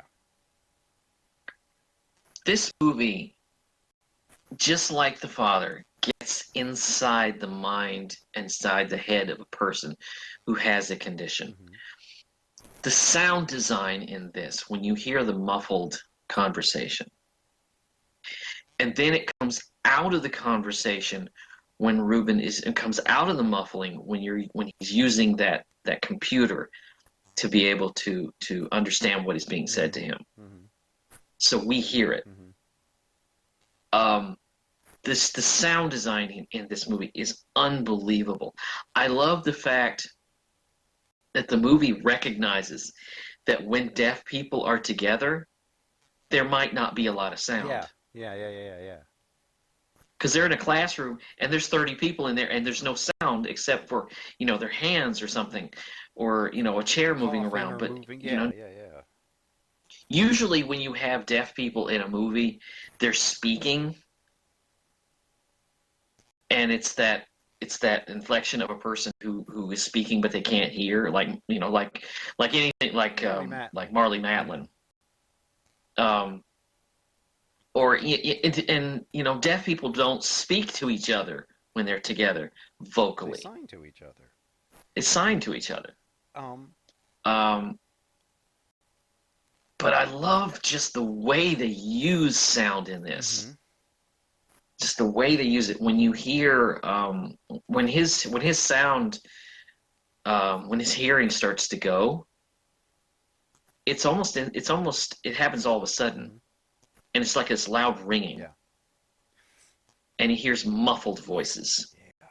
So you get that underwater feeling, of what it's like. I was impressed with the craftsmanship in this Yeah. film. Um. This is a really, really good It's movie. really, really good. It's also nominated for original screenplay and editing. The editing And Best Picture. and Best Picture, but the editing was really solid on this. Um, Mhm. I really liked the screenplay, but Riz Ahmed, it's a shame he's not going to win. The notes that he has in this film, the notes that he has in this performance are so So good. good. He deserves the nomination, and in another year that Chadwick Boseman wasn't giving the most Mhm. dynamic performance that you could ever possibly hope for. Uh, Or that Anthony Hopkins was the giving most the most dynamic dynamic performance you could performance of ever his hope career. for. Um, it's I would say that he had a pretty good shot, but I know if if he wins, it'll be because uh, Boseman and Hopkins split the vote. Yeah. Well, speaking of split, our last film. I have a complicated relationship with our last film. Our last film is Trial of Chicago 7, Yeah. which I was raving about in October. The minute it was over, you're texting me, "This is the best film of the year. This is great. This is amazing." I'll just say this, I still love the I film. like it a lot. It was really well done. It meant more to me, though, 5 months ago, Mm-hmm. when we were in the middle of, when we were looking down the barrel of a very, very important election, Mm-hmm. in which a person was up for re-election, that half the country, most of the country, had a blinding hate Yeah. for. And this is a movie that takes place during a time of very much chaos in which they were looking down the barrel of a re-election of a president that half the country didn't Yeah, want in exactly. office. Yeah, This is 19 was it yeah. 68? No, this was his first, this was Nixon's first bid for the presidency, but And second, um, no, not 68. Not 68. this isn't He 1960. became president. What? This isn't 1960. This movie takes place in 1968. Yeah, When I'm talking about when he was elected president, right. as opposed to when he ran again. It was his second attempt at becoming president. This time he was successful. Right, but this was his first successful attempt. But paralleling it with current events Hmm. of how things are going, the war in Vietnam, paralleling it with the Black Lives Matter Yeah. movement and things that were going on in the country. It might have meant it meant more to me then. Now that things are a little slightly cooler, Hmm. you know, in the country, its message isn't quite as inflammatory as it was. Although Right. it is a very, very good movie. Well, I mean, it's Aaron Sorkin, so it's hard And to. whatever's been said about Aaron Sorkin, I love Aaron I Sorkin. do I too. love his dialogue. I'm saying that as a positive, not as a negative. I just wanna, I would be very happy if he would throw out the walking and talking. at this point, yeah. If you've ever seen The West Wing, Oh, I think 90% of that show was walking and yeah, talking. yeah, yeah. At least, at least. I am shocked that Sacha Baron Cohen got a I nomination and Frank know, Langella did not. right? I Frank mean, Langella plays the judge. yeah. It's weird. Yeah, it is very it's very weird. odd. Um, yeah, I The film is about the Chicago Seven, who were charged with causing a riot during the 1968 Democratic Convention in Chicago, and how the justice system has basically stacked the deck hmm. to make sure that they are and that they're charged. You know, they're not getting a fair trial No. at all, and the film is about it raises questions about um, who's really the reliable witness. You know, because there are so many Hmm. conflicting, Hmm. things. Did the cops start it? Did the rioters start it, or did the protesters start it? It's like who really started this? Who really started this whole thing? Right, and dragging in um, who was it that got dragged in on this? Fred Hampton? Yeah, No, no, it wasn't Bobby Fred Seale. Hampton. I Bobby don't think Seale. so. Bobby Seale, yeah. Had nothing to do with any of it. Who? The second time I saw this, I thought he seems like he's in another movie. Well, that's because he was. Yeah, Because he had nothing to do with he. It should have only been the Chicago Six, because he yeah. had nothing to do with any of it. Um, I'll have to say this. This is one of the least annoying Eddie Redmayne performances I've seen in a long time. Touche, touche. um, I actually was okay with him in this movie. Because he wasn't in the lead. Right, right. Um, and probably the least annoying Sacha Baron Cohen performances. Mm, Um, I who's this? Isn't he nominated again this year for Borat? no, no, Okay, no. no, the actress is The nominated. actress is supported is up for supporting actress, but Right. he I thought might be nominated for writing. right. Yeah, he is adapted screenplay. Yeah. He's also nominated for this. subsequent movie film. I didn't realize that he was nominated for that. Huh. Well, that's interesting. I It's a shame he's just not going to really win either didn't. one of them, but I didn't really need a nomination for. I really didn't need to be a Borat sequel, but okay. I mean, it was decent. It was a fun movie.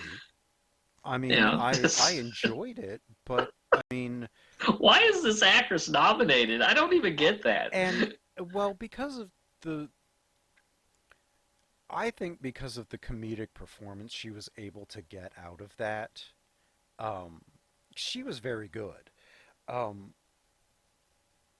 Maria Bakalova, yeah. Um, born in 1996. I had my wife told me a terrible, terrible thing.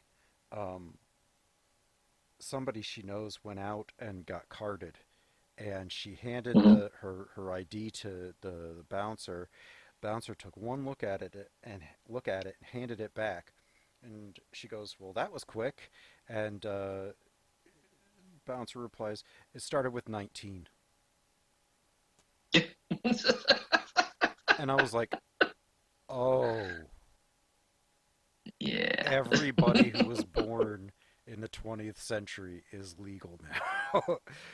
Uh-huh. Without any kind yeah, so if Yeah.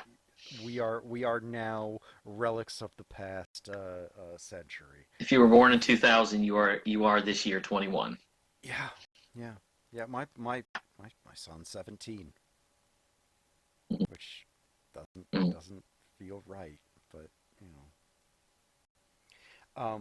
But yeah, Um, I liked Borat subsequent movie film. Um, Borat was much funnier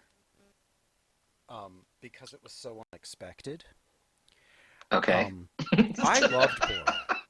I I actually, I don't I don't have a hatred for Sacha Baron Cohen, but I don't run to what he's doing. I like The Dictator. I thought The Dictator was funny. Um, I just I don't. I really liked Borat. I loved him in Hugo. I like him when he Yeah, actually yeah. is an actor. Plays a Yeah. character. Yeah. Um, I still thought Borat was hilarious. I meant to rewatch it and never did, but I ended up seeing um, in a documentary about that tracked screen nudity that the fight in the Mhm. hotel. I've seen Borat 3 or 4 times, and anytime I see that scene, I'm just on the floor laughing out loud. It is one of the Mhm. funniest things I've ever seen in my entire life, and I will stand behind that. Yeah. That's just too funny. Nobody can argue with funny. Right, You right, know, right, nobody can argue with what makes you right. laugh. Um, I like I said, we're finally at the end of this. Um, I would keep four of these. I would keep The Father. Mhm, I would keep Minari. I would keep Nomad Land, mhm. and I might keep Sound of Metal. I would have I can added understand the why. first movie I would have thrown in here. The first movie I would have thrown in here, if I could pull some out and put some in, is I would have put in Soul. Yeah, Soul was my favorite film of last year, Soul was remarkable. and Um, I'm I was surprised it didn't do that crossover. Because it got nominated for Best yeah. Animated Film. I uh, am disappointed that Ma Rainey's Black Bottom did not get nominated for Best Picture. Yeah. Um, that it only got nominated for Best Actor and Best Actress, and Viola Davis should be a front runner, but she's not. Mhm. She's probably in the back of the pack, which is disgusting. Well, let's look down the list here because I want to see. Best Actress is what? Frances McDormand, Viola Davis, Carey Mulligan. Um, Hang on, I'm gonna make some predictions here. As soon as I can find the freaking award. What?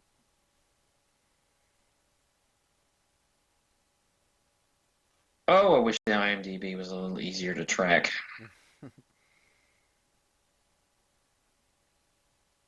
Here we go.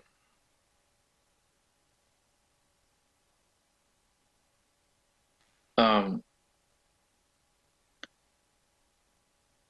I haven't. I'm trying to keep up with what. Can't seem to get it to come up. You are being a butthole. Let's just pull up Oscar nomination, shall we? Oh, hey, we are recording this on Chloe Zhao's 39th birthday. Oh, happy birthday. And Ewan McGregor's 50th. But, Oh, really? yes. Um, I think Best Picture. If I had to say, if the clock were ticking down and I had to give a prediction, I would say it's probably going to be Mank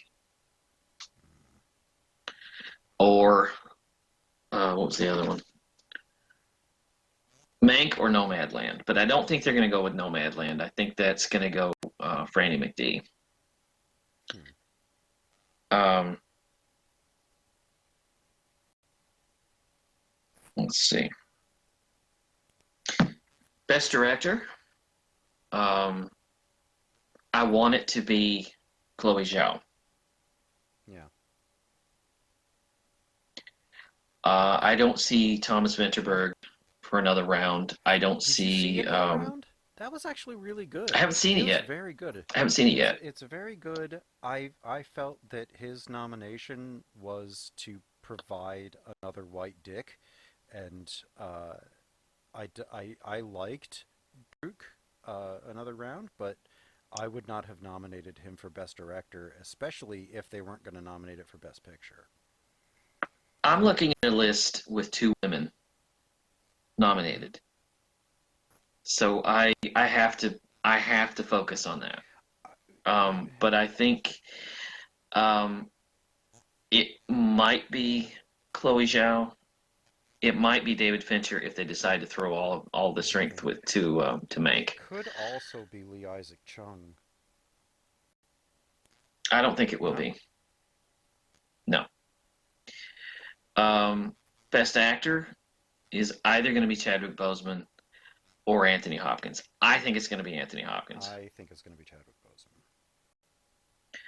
Best actress, which no, I don't want to subscribe to your crap. Go away. God, Now, what? Why do they do that? I this hate one that. I haven't seen Andra Day's performance in The United States versus Billie Holiday, nor have I seen It's really good. I have not seen Vanessa Kirby in Pieces of a Woman. That's on Netflix. Netflix. I just haven't gotten to it. Yeah.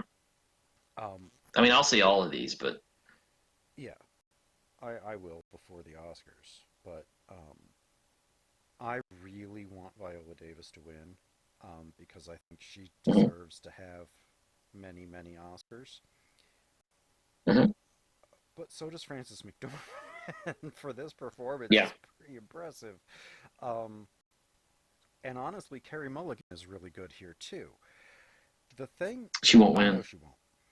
The thing that I'm kind of looking at here is it has been 20 years since the one and only black woman to win Best Lead Actress won. Hmm. And I think it's about time for some consideration to be put into that. Yeah. Um, should Frances McDormand win her third Oscar? Yeah. Should Viola Davis win her second Oscar for this? Yeah. Yes. Hell, give them a tie, like in '68. Yeah. Give it to Yeah. Hep and Streisand. Just I think it has to be in order to be a tie, I think it has to be within the 1%. I don't know. I don't remember the percentage, but it has to be within a certain That's why percentage to be considered a it's tie. so rare. Best Supporting Actor, we've got Sacha Baron Cohen, Daniel Kaluuya, Leslie Odom Jr. for One Night in Miami, Paul Raci for Sound and Metal, and Lakeith Stanfield for Judas and the Black Messiah. Um, this could go one of two ways. It could either be Daniel Kaluuya, Hmm. or it could be the only not the only Oscar for One Night in That's what I'm Miami with thinking. Leslie Odom I Jr. as soon as I saw the movie, I'm like Leslie Odom Jr. I think may have just gotten his Oscar.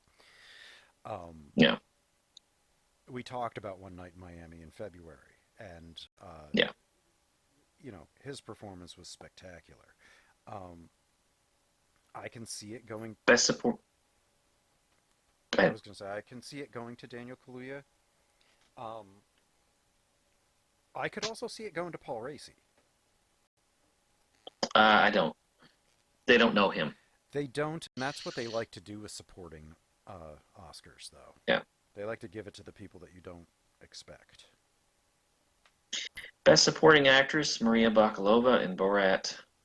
Subsequent movie film: Glenn Close in Hillbilly Elegy, Olivia Colman in The Father, Amanda Seyfried in Mank, and Yu Jung in Minari. She played the grandmother. Jong Young, yeah. Um, Didn't Glenn Close. wasn't Glenn Close nominated for a Razzie for the same performance? Yes, yes, it was. And she's nominated alongside Olivia Colman, who beat her in the Best Actress category several years Yeah. ago. If I had my druthers, I would give this Oscar to Olivia Colman, Yeah, but I think it's going to Amanda Seyfried. I would say maybe a dark horse would be Yo Jong Yang, I don't think so. only because I don't think they're going to give Minari what it deserves, Mhm. but I think they're going to give it something, and this is the smallest big award to give. I think it comes down between Olivia Colman and Amanda Seyfried, Hmm, and I believe it goes to Amanda Seyfried probably. because I think it's going to be that Mank. And if Mank has to win anything, Well, yeah. I'm okay with it If winning it wins this. anything, that's the one that I would say would be the way to go. Best adapted screenplay. You got Borat, Nomad Land, One Night in Miami, The Father, and The White Tiger, Ramin Bahraini, which I did not see because we got the screener for it, and I'm like, well, this is a 2021 movie. Why am I getting this? So I didn't watch it, Mhm. despite the fact that it was Ramin Yeah, Bahraini. Um, so I have no idea that this one. will go to Chloe Zhao. I'm thinking Chloe Zhao or Kemp Powers, Mm, I think this goes to Chloe Zhao. most likely. It's just when I look at these, it's the one that stands Yeah, out. I don't think One Night in Miami. Um, Best original screenplay. That's Minari. Hands down, that is I'd say Minari. Manari. I'd say Promising Young Woman has a contending possibility.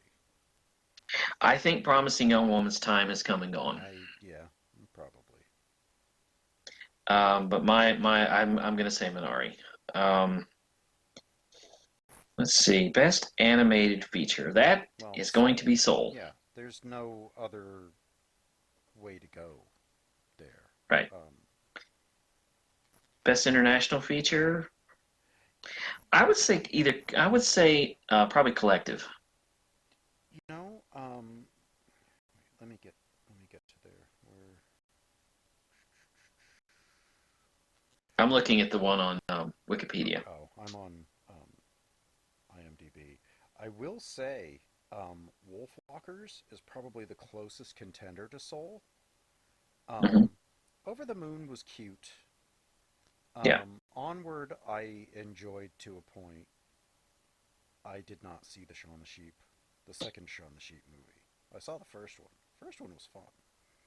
Um, Shaun the Sheep is just cute anyway. I liked Another Round. Mhm. Um,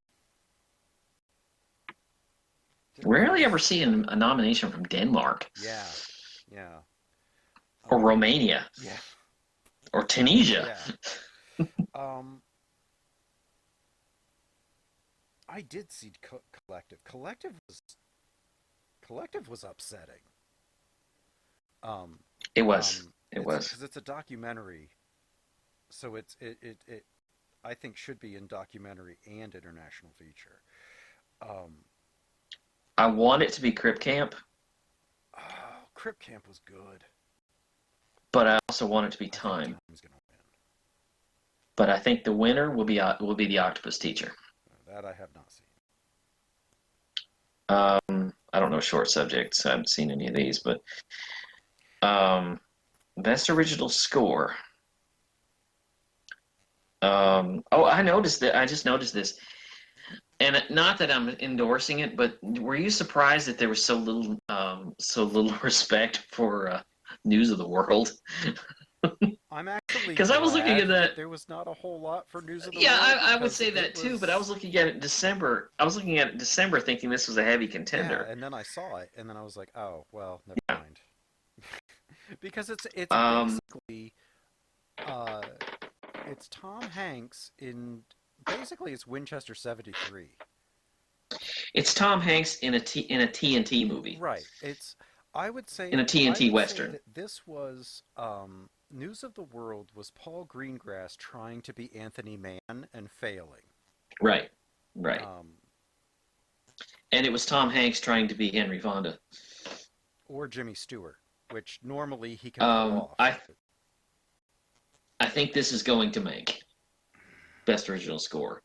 If they're gonna give another one to Trent Reznor and Atticus Ross, give it to him for Soul for crying out loud. That was Yeah.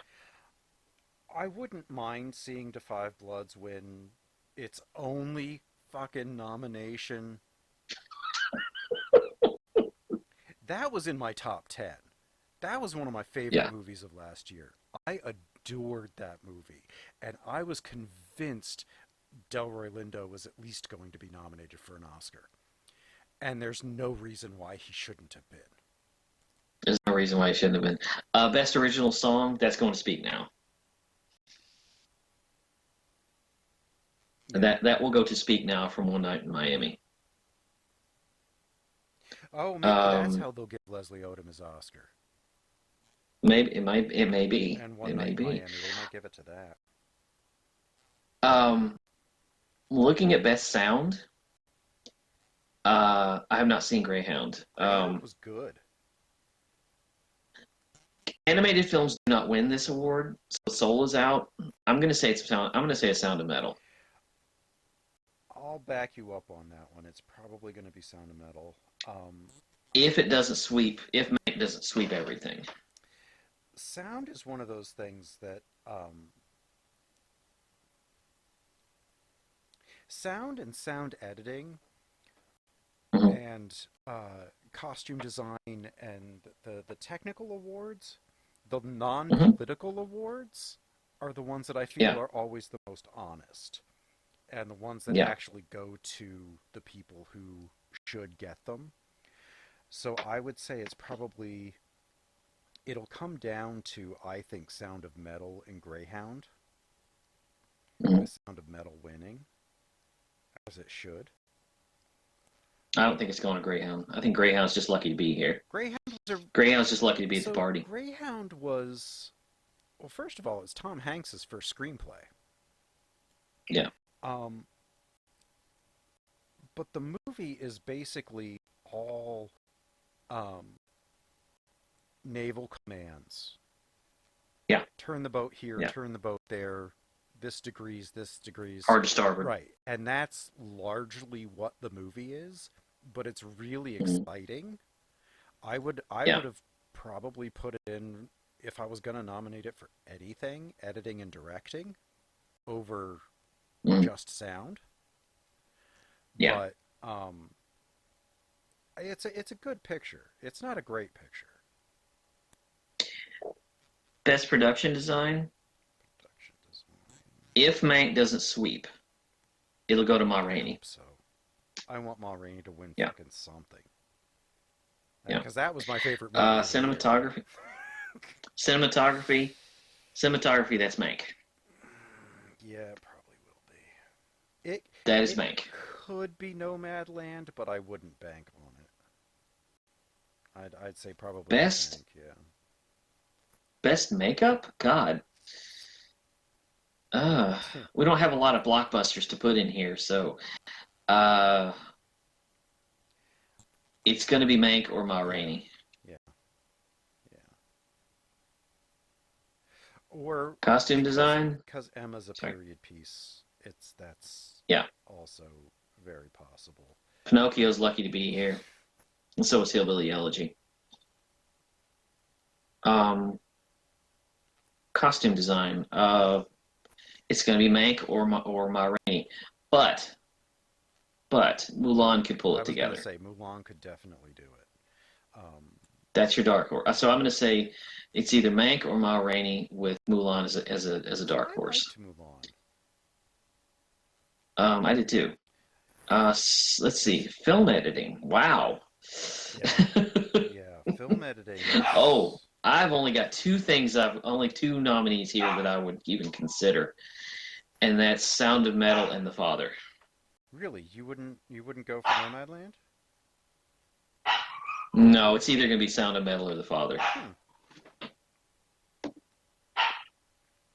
interesting. Because editing is the one weird one where they'll either it's because they weirdly the editing tends to go to um, I've noticed in recent years the most edited movie.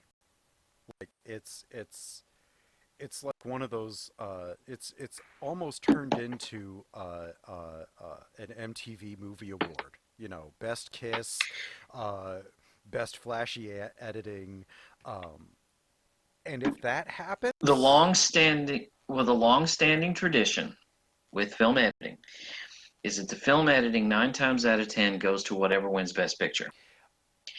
But in the last Mank is not nominated. right, but and in the last 10 years, that has Yeah, shifted quite it a bit. right. Um, So this year it's either Sound of Metal or it's going to be The Father. I think Promising Young Woman is a dark horse because of how flashy it was edited, especially at the end. Um, I think it's lucky to be here. Um, I think The Father is probably the one that stands out the most. Just, I mean, having seen that yesterday, well, yeah, I can see and that. the scenes where he steps, out of his flat and into the hallway, and Hmm. all of that stuff, really creating the atmosphere in his mind, the confusing atmosphere in his mind. Yeah, I mean, I this is the only one. This and Sound of Metal are the only ones that I really think need to be here. And the last one is visual effects. That's Tenet Yeah, because it's a really strange category, yeah, it's Love and Monsters, which I didn't see. Um, which I have and I haven't seen it. Mulan, Tenant, The Midnight Sky, and the one and only Ivan, The which visual effects in Mulan were yeah, terrible. they were. I didn't see the one and only Ivan, That's on Disney Plus. um, but I did see The Midnight Sky, unfortunately. Did you? Lucky to Did be you here. see it? Oh yeah, we talked about Damn. it. Yeah, I mean, damn. we got a we got a giant full color book on that Yeah, movie for no goddamn reason whatsoever. for no reason at all, and it's still in the wrapper. Oh, I took it off the wrapper. I looked through it a little bit just to see what exactly it was, and all it is a massive hardbound for your consideration pamphlet. Yeah, It's yeah. not as big as the 7 pound Trial of the Chicago 7 book that we got. The stuff we got for Trial of Chicago 7 was It's ridiculous. like, please give us an Oscar, please. Yeah. Wow. Well, but this one's going to Tenet. Yeah, it might. I mean, all of that stuff where The the buildings are blowing up and they're coming back together and Right. all the reverse stuff I'm and all of that. actually surprised that it's not up for editing because a lot of that was editing and how they shot it. Yeah. The Yeah. cinematography was part of it as much too. So Mm. Sound why design it too. didn't get those nominations along with visual effects, I don't really know. But those were the ones that it deserves. Yeah. Um, Yeah. Screenplay certainly not. I have a feeling this is going to be a very frustrating year. Yeah, probably. We are 25 days out from the Oscars as we're recording this, and I have a feeling this is going to be a frustrating year. I'm sure it is. Um, Um I think I had more vehement seething about Mank than you did. Uh, you yeah. didn't like it. I was actively spitting at it while I was watching. Well, you read the book. You've read, I've read accounts of I've it. read I'm sitting there multiple watching it going, I books. can't even, I'm sitting there watching going, I can't even follow this.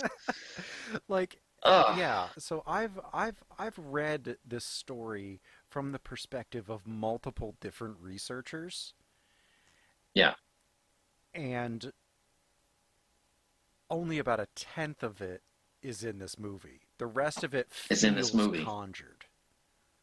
They tell you stuff, they show you stuff, and they don't tell you why. They don't tell you what it's attached to. Right. The scene where Marion Davies is moving off of the Paramount Yeah, I lot, didn't understand why that and was they never tell happening. you Yeah, why. like it just kind Yeah, of he sees her over there.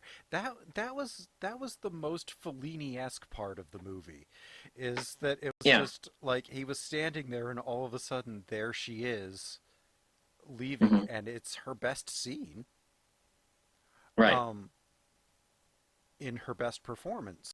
Um, yeah, I won't be sad or mad if she wins. She's the yeah. only I won't either. one that I'll be happy for that movie.